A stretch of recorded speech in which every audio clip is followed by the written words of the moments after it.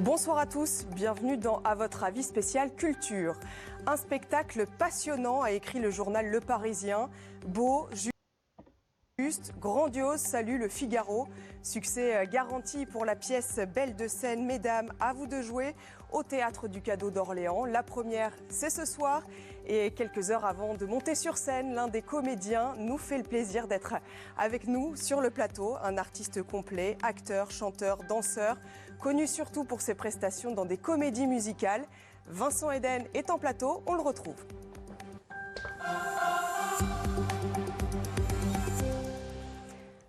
Vincent Eden, bonsoir. Bonsoir. Vous êtes comédien, chanteur, musicien et danseur.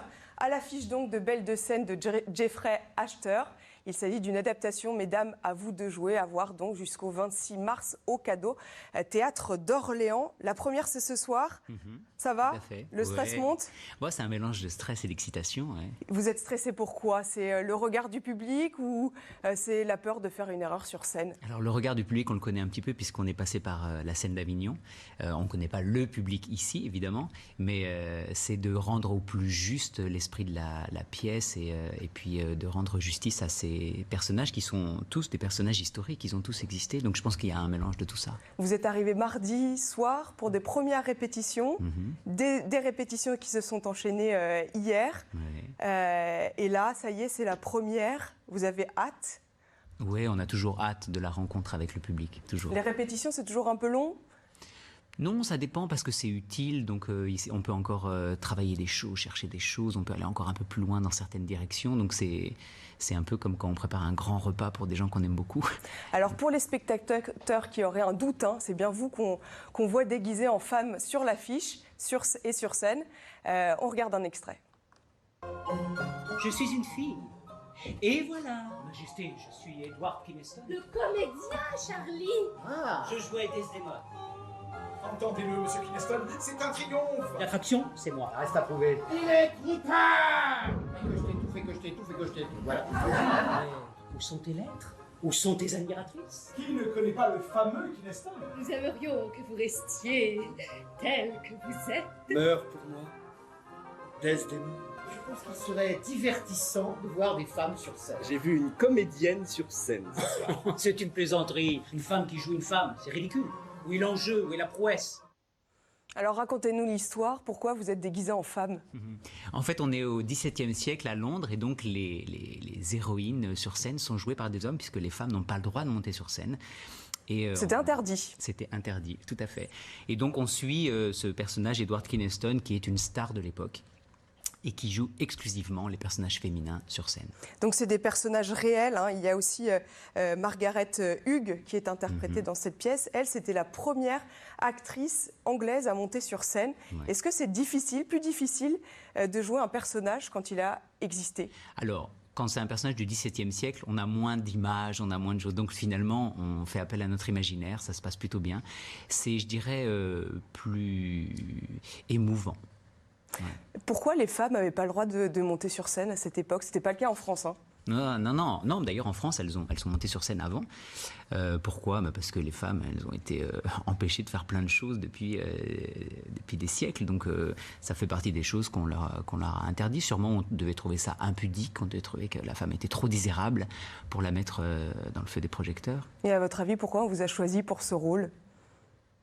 Vous excellez dans le jeu, dans les traits féminins, vous arrivez à les faire ressortir facilement. Oui, j'imagine une forme d'androgynie, quelque chose qui peut se glisser en tout cas dans les deux genres. Enfin, les deux genres, il y en a plus maintenant. Mais... Vous trouvez que c'est une histoire qui peut résonner encore dans notre société aujourd'hui, sur la place des femmes, notamment dans le milieu du spectacle? Oui, elle résonne pour plein de choses. Elle résonne pour la question du genre, elle résonne pour la place de l'artiste, elle résonne pour la création au théâtre, et évidemment la place des femmes. Parce qu'elles sont quand même assez sous-représentées dans cet univers. Les hommes occupent 59% des rôles au théâtre. Il n'y a aucune femme qui dirige un théâtre national. Est-ce que vous l'avez déjà ressenti un peu, ce manque de parité dans cet univers? Oui, on le ressent, mais c'est malheureux, on le ressent tellement partout que finalement on se dit tiens, 59%, on n'est finalement pas si mauvais alors qu'on n'est pas encore là où on devrait être. Qu'est-ce qui se passe alors dans cette histoire? C'est la fin de votre carrière en tant qu'actrice, acteur qui joue une femme au spectacle. Oui, en c'est fait, ça on est dans un moment historique important, c'est-à-dire que le roi va décider que les femmes peuvent monter sur scène, puis dans un second temps que les hommes n'ont plus le droit de jouer les personnages féminins. Et donc puisqu'on suit ce personnage d'Edward Kynaston, qui est une star, hein, notre metteur en scène souvent nous fait la comparaison avec un David Bowie, c'est un David Bowie de l'époque. Et donc on va assister à la déchéance tout d'un coup de ce personnage qui ne comprend pas l'enjeu de jouer son propre sexe. Quelle a été la bascule, l'élément déclencheur qui a fait que les mentalités ont changé à cette époque-là? Historiquement, je ne sais pas. En tout cas, dans la pièce, il y a des manigances, il y a des enjeux de plusieurs personnages qui font qu'on arrive à ce point culminant.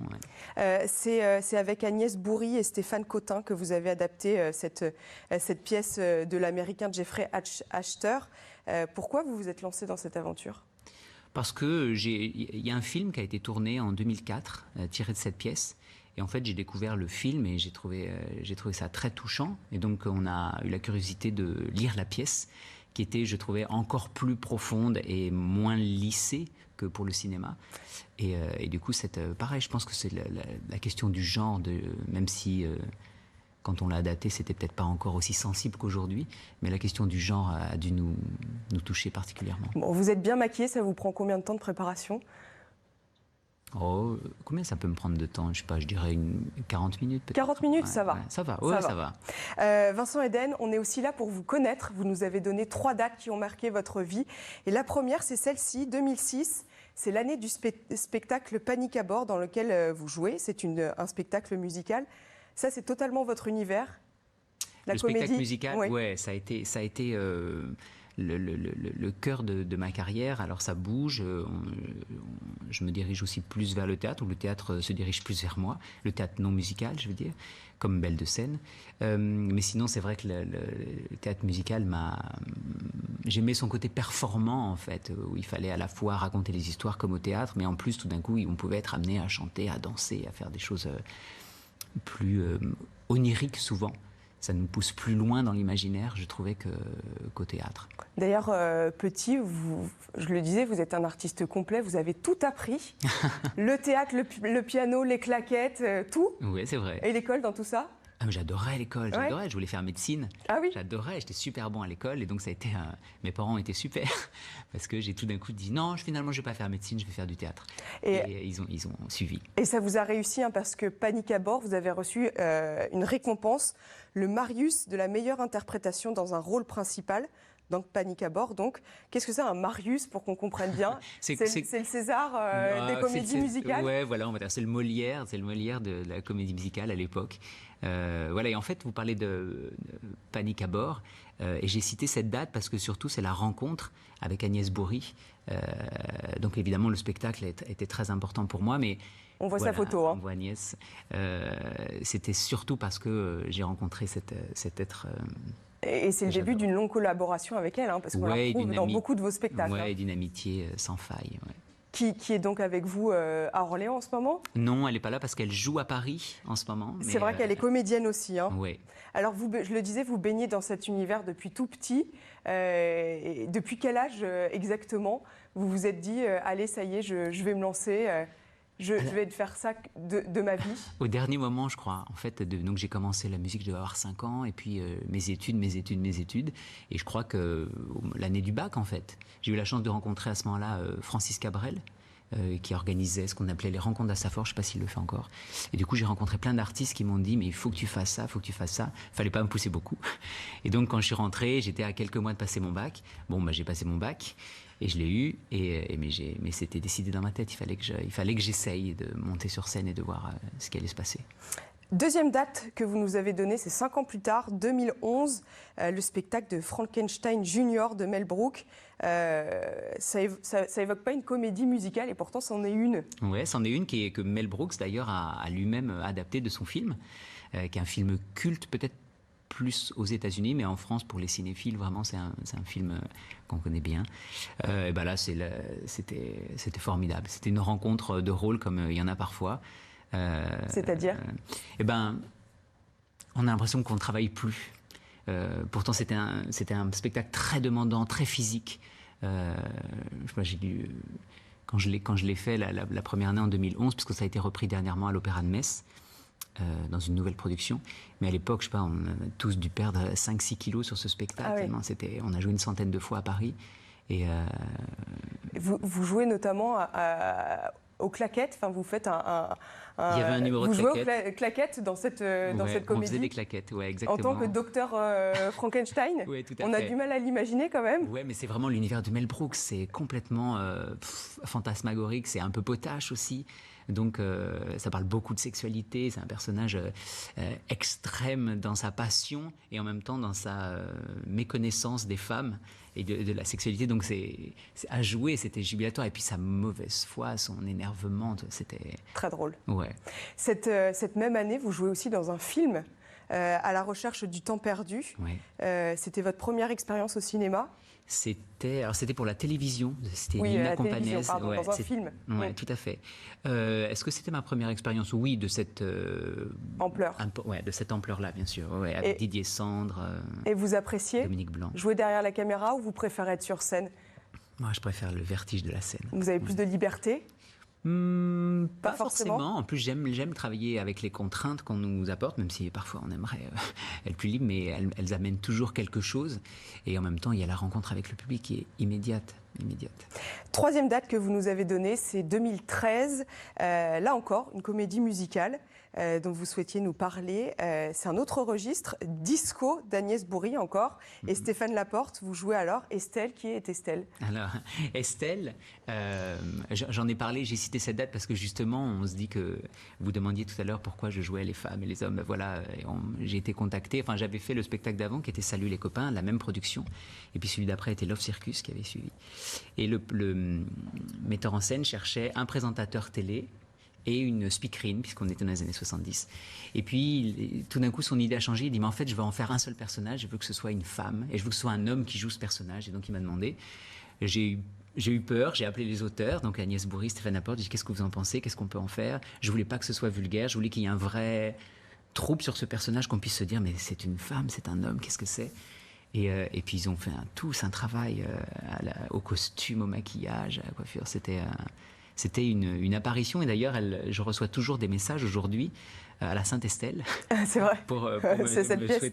Pour lui souhaiter plein de choses. Donc, c'est un personnage qui a existé au-delà de moi, je pense. Et quand on vous a dit, bon, bah, on va vous transformer en fille pour ce spectacle, qu'est-ce que vous vous êtes dit? Ok, non, allez, pas je suis okay. acteur, je peux tout faire. Ouais, c'était pas ok tout de suite en fait. Et puis on a fait beaucoup d'essais. Je me trouvais très moche en femme. Ça m'a rappelé. Ah oui ça m'a rappelé Dustin Hoffman qui disait que pour son Tootsie, il avait beaucoup pleuré quand il avait réalisé qu'elle ne serait pas belle.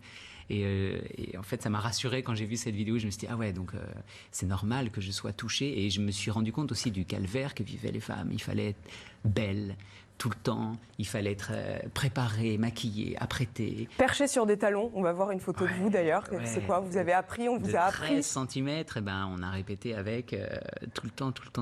Là, on vous voit dans la rue? Non, on n'est pas dans la rue, non, on est voilà, Altony Garnier à Lyon. Et donc, on est quand même protégé. Je ne me promène pas comme ça dans la rue. Et donc, c'était avant de jouer, il faisait très chaud.